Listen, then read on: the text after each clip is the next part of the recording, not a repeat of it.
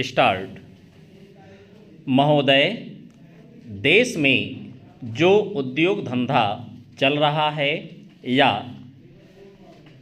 देश की उन्नति करने का, देश में समृद्धि लाने का जो वैज्ञानिक या प्रौद्योगिकीय आविष्कार हो रहा है, उसमें भी उसका उपयोग पूरा हो। यदि ऐसा हो तभी मैं समझता हूँ कि हमारी पेटेंट प्रणाली सफल सिद्ध हो सकती है।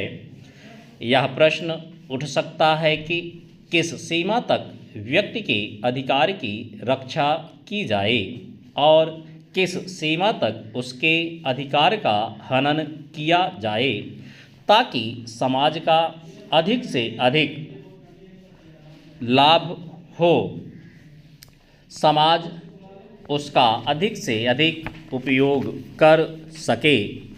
एक दृष्टिकोण जो इसके पीछे है, हमें इस बात का अभिमान है कि हम 101 करोड़ हैं।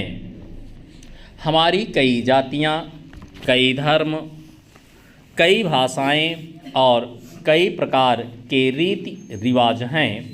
इस विविधता से हमें लाभ उठाना चाहिए, किंतु आज भेदभाव का भूत हमारे सिर पर चढ़ रहा है।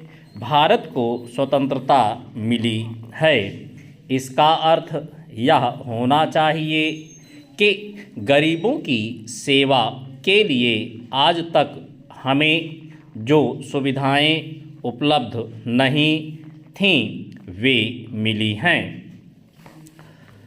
जिस प्रकार भरत ने अयोध्या के राज्य को राम का समझकर सेवक वृत्ति से राज्य का काम संभाला था, उसी प्रकार से हमें समझना चाहिए कि राज्य गरीब जनता का है और उसके नाम पर उसके संरक्षक बनकर हमें उसको चलाना है। अब गरीब को ऐसा अनुभव होना चाहिए कि हर एक उसकी सेवा में लग रहा है।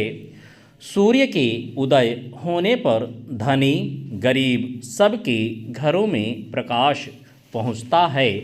ठीक उसी प्रकार स्वराज्य का लाभ सबको एक समान मिलना चाहिए।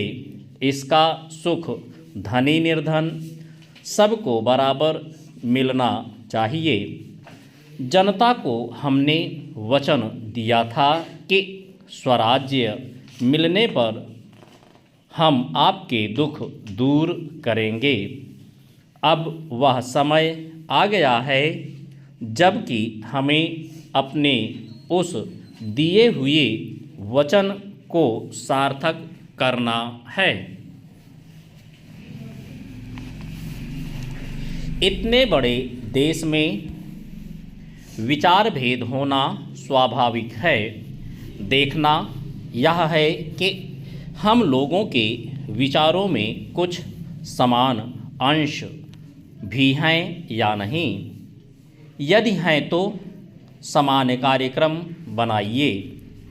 इस प्रकार कार्य करने से हमारे भेदभाव कम होते होते एक दिन मिट जाएंगे और अच्छी बातों का अपने आप उदय होने लगेगा।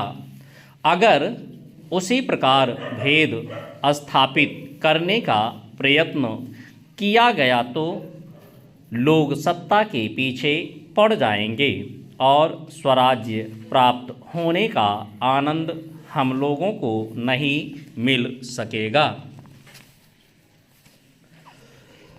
महोदय, देश में जो उद्योग धंधा चल रहा है या देश की उन्नति करने का, देश में समृद्धि लाने का जो वैज्ञानिक या प्रौद्योगिकीय आविष्कार हो रहा है, उसमें भी उसका पूरा उपयोग हो। यदि ऐसा हो तभी मैं समझता हूँ कि हमारी पेटेंट प्रणाली सफल सिद्ध हो सकती है।